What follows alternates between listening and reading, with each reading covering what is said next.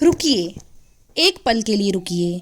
अभी जो मैं आपको बताने वाली हूँ वह किसी धर्म ग्रंथ की कोई साधारण कहानी या कोई उपदेश नहीं है।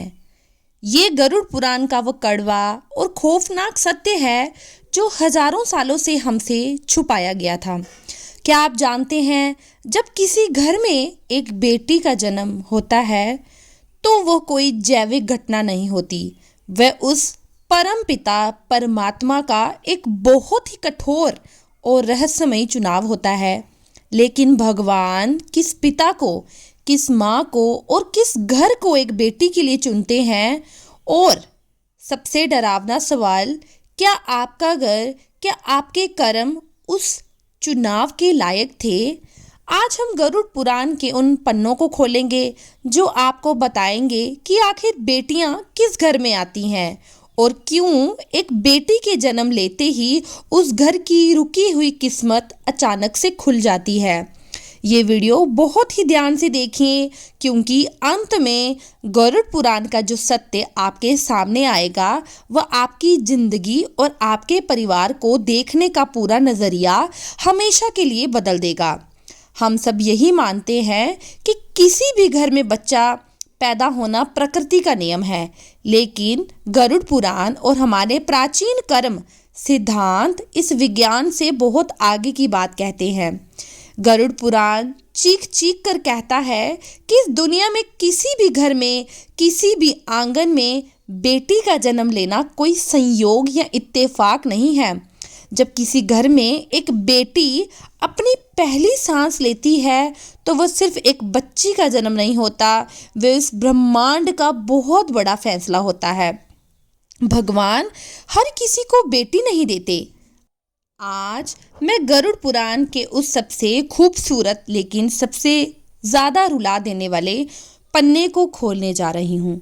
गरुड़ पुराण में यमराज और पक्षीराज गरुड़ के बीच आत्माओं के सफ़र को लेकर एक बहुत ही गहरा और रहस्यमयी संवाद है। उसमें स्पष्ट बताया गया है कि मृत्यु के बाद जब कोई आत्मा यमराज के दरबार में खड़ी होती है तो उसका अगला जन्म यूं ही तय नहीं होता। आत्मा को वहाँ नहीं भेजा जाता जहाँ जगह खाली हो।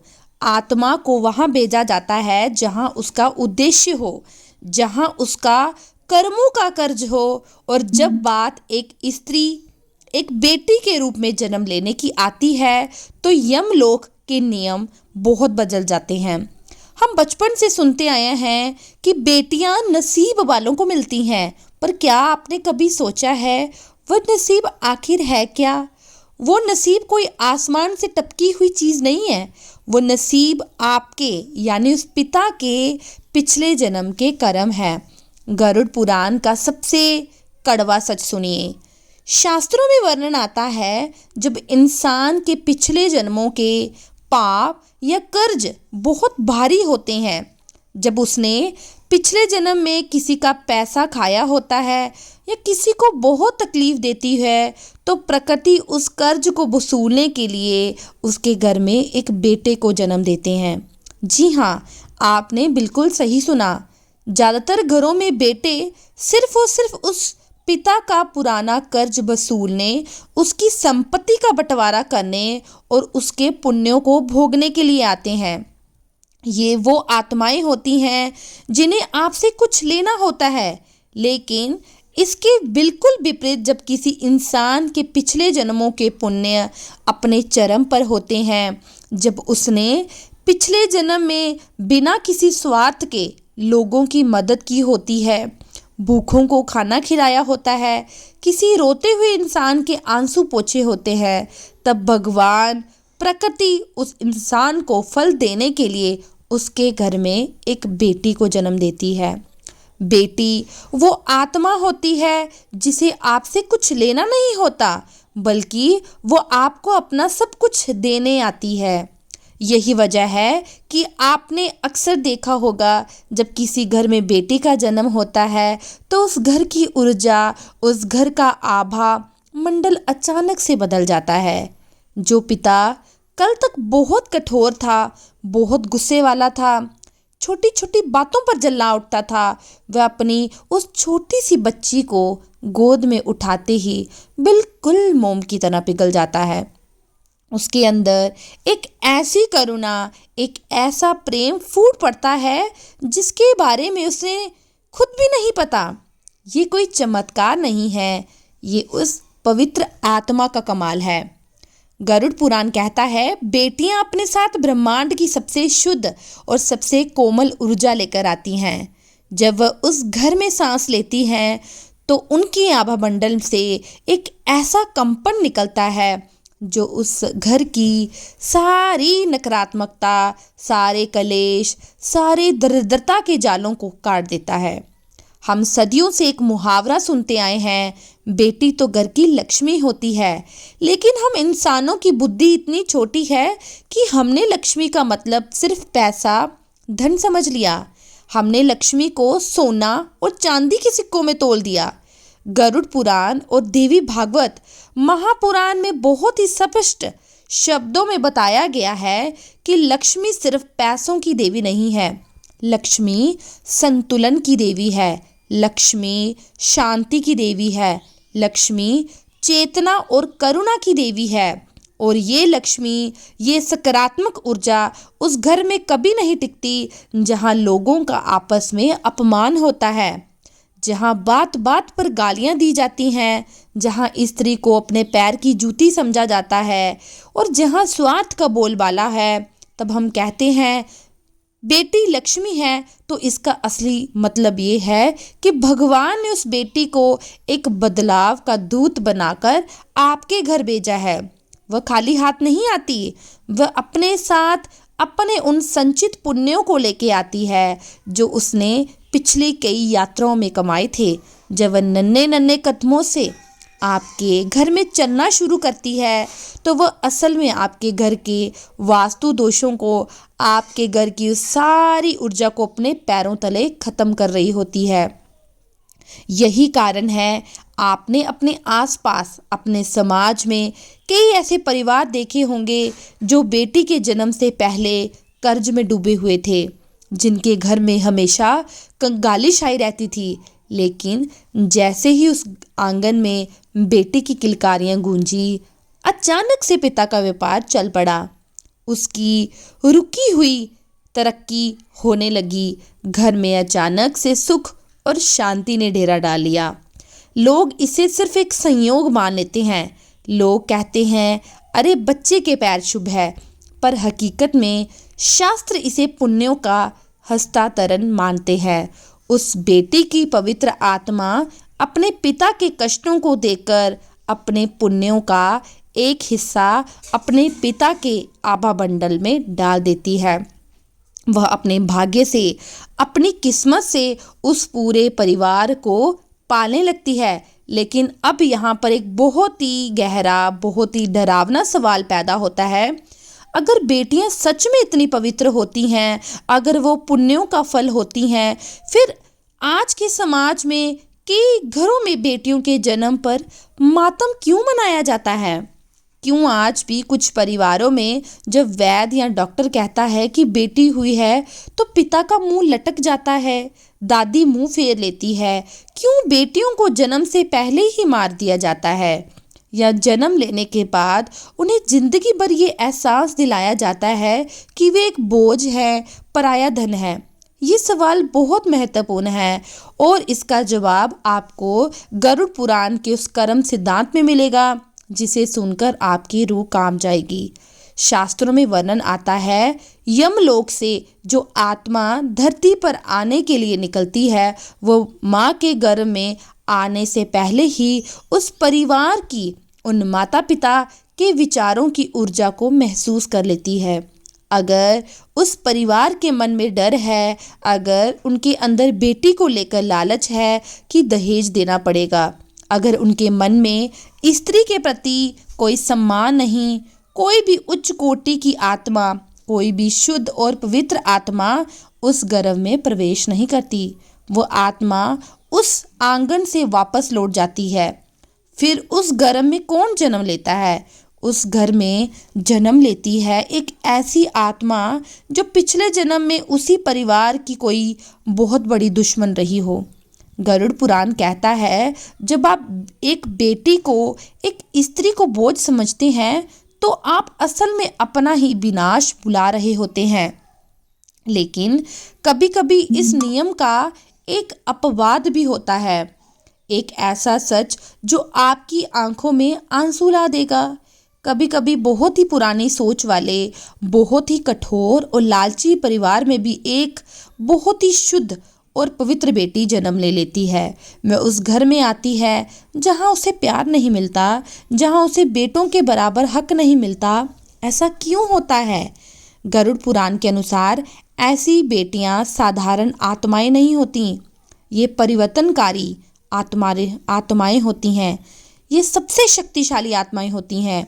ये उस घर में इसलिए नहीं आती क्योंकि वह घर अच्छा है, ये उस घर में इसलिए आती हैं ताकि उस घर के अंधेरे को चीर सकें।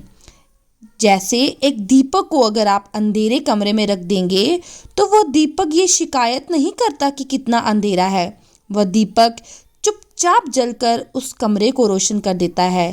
ठीक वैसे ही ये कोमल सी बेटियां अपने स्वभाव से, अपनी मुस्कान से, अपने निस्वार्थ प्रेम से, अपनी जिद से उस कठोर पिता के हृदय को बदल देती हैं। उस पत्थर दिल दादा दादी की दृष्टिकोण को बदल देती हैं। वे उस घर में पैदा होती हैं जिसे बदलना असंभव लगता था, और वे उस पूरे परिवार की चेतना को, उनके सोचने के तरीके को जड़ से उखाड़कर एक नया रूप दे देती हैं। ये बेटियां उस परिवार के लिए एक परीक्षा भी होती हैं और एक वरदान भी। अब सुनिए वो सबसे गहरा रहस्य जिसका इंतज़ार आप इस वीडियो की शुरुआत में कर रहे थे। क्या वो बेटी जो आज आपके घर में है, जो आज आपके गले लगती है, क्या वो सिर्फ एक संयोग है? गरुड़ पुराण की गहराइयों में अगर आप उतरेंगे तो आपको पता चलेगा कि मृत्यु के बाद आत्मा की यात्रा बहुत जटिल होती है। हर जन्म एक कर्ज है, एक अधूरा संबंध है, और ये बात बहुत संभव है, लेकिन बिल्कुल मुमकिन है कि आज वो बेटी आपके आंगन में खेल रही है, वे किस पिछले जन्म में आपकी माँ रही हो। जरा सोचिए, पिछले जन्म में जब आप एक बच्चे थे तो आपकी माँ ने अपना पेट काट कर आपको खिलाया था, उसने अपनी रातों की नींद खराब करके आपको सुलाया था, उसने बिना किसी स्वार्थ से अपना सब कुछ आप पर लुटा दिया। और जब वो बूढ़ी हुई तो शायद आप उसकी वह सेवा नहीं कर पाए, शायद आप उसका वह कर्ज नहीं चुका पाए, तो प्रकृति ने, उस कर्मों के गणित ने उस अधूरे प्यार को, बिना स्वार्थ के रिश्ते को पूरा करने के लिए उसी आत्मा को इस जन्म में आपकी बेटी बनाकर आपके घर भेज दिया, ताकि अब आप एक पिता के रूप में उसकी हर ख्वाहिश पूरी कर सकें जो आप पिछले जन्म में नहीं कर पाए थे, ताकि वह संबंध, वो ऊर्जा अपना संतुलन पा सकें। आत्माएं बदलती नहीं हैं, सिर्फ शरीर बदलते हैं, सिर्फ रिश्ते बदलते हैं। इसलिए कहा जाता है बेटी केवल आपके वर्तमान की संतान नहीं है, वह आपके अतीत का हिसाब है, वो आपके भविष्य का विस्तार है।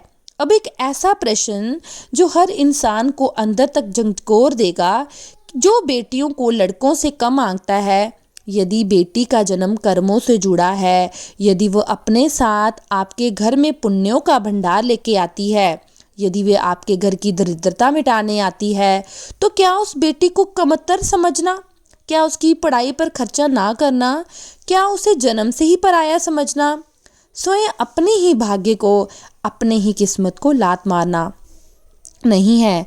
जब आप एक बेटी को अस्वीकार करते हैं, जब आप उसकी आवाज़ को दबाते हैं, उसे उसके भाई से कम प्यार देते हैं, तो आप सिर्फ एक सामाजिक बुराई नहीं कर रहे, आप एक बहुत बड़ी आध्यात्मिक मूर्खता कर रहे हैं। आप उस पुण्य को, उस देवी ऊर्जा को अस्वीकार कर रहे हैं जो भगवान ने खास आपको चुनकर आपके घर भेजी थी। गरुड़ पुराण साफ कहता है, जो इंसान अपने बेटी के आंसुओं का कारण बनता है, जो उसकी आज़ादी छीनता है, उसके पुण्यों का नाश तुरंत शुरू हो जाता है। ऐसे घर में लक्ष्मी और शांति हमेशा के लिए विदा हो जाती है। फिर उस घर में सिर्फ कलेश, बीमारियां, दरिद्रता ही बचती है। गरुड़ पुराण का कर्म सिद्धांत हमें बताता है हर आत्मा जो एक बच्चे के रूप में धरती पर आती है वह अपने साथ 3 चीजें जरूर लेके आती हैं। पहली, अपने पूर्व जन्म के संस्कार, दूसरी अपने अधूरे कर्मों का हिसाब और तीसरी एक उद्देश्य। और ये तीनों चीजें आपको उस छोटी सी बच्ची के स्वभाव में, उसकी आदतों में, उसकी रुचि में साफ दिखाई देती है। जरा अपनी बेटी को ध्यान से देखिए। वो बेटी जो बचपन से बिना कहे सबकी मदद करती है, जो अपने खिलौने दूसरों को दे देती है, जिसे दूसरों का दुख नहीं देखा जाता, शायद वो पिछले किसी जन्म की कोई बहुत बड़ी संत रही हो, जो इस जन्म में आपके घर करुणा और प्रेम का संदेश लेके आई है। वो बेटी जो हर मुश्किल में निडर होकर डटी रहती है, जो लड़कों से भी ज़्यादा हिम्मत दिखाती है, शायद पिछले जन्म की कोई योद्धा हो, जो आपके परिवार को साहस और निडरता सिखाने आई है। वो बेटी जो बात पर सवाल पूछती है, वो पुरानी और रूढ़िवादी बातों को चुनौती देती है, वो चुप नहीं बैठती। शायद वह एक बदलाव का दूत बन के आई है। और कभी कभी कुछ घरों में एक बहुत ही दर्दनाक घटना घटती है। कभी कभी एक बेटी घर में जन्म लेती है, पूरे घर में खुशियां भर देती है, सबको अपना दीवाना बना लेती है, फिर बहुत ही कम उम्र में किसी बीमारी या किसी हादसे से इस दुनिया को छोड़ के चली जाती है। माता पिता टूट जाते हैं, वह भगवान को कोसते हैं तो उन्हें उसे दिया ही क्यों जब उसे वापस छीनना था। तो गरुड़ पुराण इस असहनीय दर्द का भी एक बहुत गहरा आध्यात्मिक कारण बताते हैं। शास्त्रों के अनुसार ऐसी आत्माएं वो होती हैं जिनका इस धरती और उस परिवार के साथ कर्मों का हिसाब सिर्फ उतने ही सालों का या उतने ही महीनों का होता है। वह आत्माएं अपना कोई बहुत पुराना और छोटा सा कर्ज चुकाने या आपको एक आध्यात्मिक सीख देने के लिए आती हैं। वह अपना संदेश देती हैं, अपने पुण्यों का संतुलन बनाती हैं और फिर अपनी असल यात्रा पर परम धाम की तरफ आगे बढ़ जाती हैं। वह आपके दर्द का कारण नहीं बनती, वह आपकी आत्मा को इस दुनिया के मोह माया से आज़ाद करने का एक बहुत कठोर माध्यम बनती है। मैं जानती हूँ ये सब सुनना बहुत कठिन है, इसे स्वीकार करना आसान नहीं, लेकिन गरुड़ पुराण का इस ब्रह्मांड का यही सबसे अटल सत्य है। हर जन्म उद्देश्यपूर्ण है, हर सांस की गिनती है, हर रिश्ते का एक कारण है। कोई भी जन्म, कोई भी रिश्ता बेवजह नहीं है।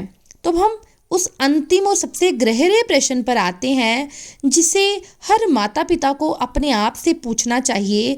क्या बेटी का जन्म भगवान की तरफ से केवल एक कृपा है या एक बहुत बड़ी आध्यात्मिक जिम्मेदारी? गरुड़ पुराण का उत्तर बहुत स्पष्ट है। बेटी का जन्म दोनों है। जब कोई शुद्ध और शुभ आत्मा एक बेटी के रूप में आपके घर में जन्म लेती है तो वो केवल आपके आंगन में खुशियां बिखेरने नहीं आती, वह आपके बुढ़ापे का सहारा बनने नहीं आती। वे उस घर की चेतना, उस परिवार के आध्यात्मिक स्तर को ऊंचा उठाने आती है। वह उसके बदले उस परिवार का, उस पिता का सबसे बड़ा कर्मों का दायित्व है कि उसे सबसे बेहतरीन शिक्षा दे, उस दुनिया की हर बुरी नज़र से उसकी सुरक्षा करे, लेकिन सुरक्षा के नाम पर उसे पिंजरे में ना बांधे, उसे स्वतंत्रता दें ताकि वो अपने फैसले खुद लेने का सम्मान दे। यदि किसी घर में बेटी का जन्म बहुत खुशियों के साथ होता है पर बड़े होने पर उसे अपने भाई के समान अधिकार ना मिले, उसके सपनों को, उसकी पढ़ाई को ये कहकर छोटा कर दिया जाए कि तुझे तो दूसरे घर जाना है, यदि उसकी आवाज़ को अनसुना कर दिया जाए, तो गरुड़ पुराण के अनुसार वो घर, वो पिता उस महान आध्यात्मिक अवसर को हमेशा के लिए खो देता है। वो अपने पुण्यों को अपने हाथों से आग लगा देता है। गरुड़ पुराण हमें सिखाता है जन्म लेने वाली आत्मा और उस परिवार के बीच में एक बहुत ही सूक्ष्म संबंध होता है। आंखों में एक पल के लिए भी नमी आई हो तो एक छोटा सा काम जरूर कीजिए। ये वीडियो अभी इसी वक्त उस इंसान को साझा कीजिए जिसके घर में एक बेटी है उस पिता को भेजिए जो दिन रात अपनी बेटी के लिए मेहनत करता है। उस इंसान को भेजिए, शायद ये सत्य सुनना बहुत ज़रूरी है। और नीचे टिप्पणी में पूरे गर्व के साथ अपने पूरी दिल की सच्चाई लिखिए। बेटी मेरा वरदान है, ताकि ब्रह्मांड की इस ऊर्जा तक आपका ये संदेश पहुंच सके। अगर आपको मेरी ये वीडियो पसंद आती है तो चैनल को लाइक, शेयर और सब्सक्राइब ज़रूर कीजिए।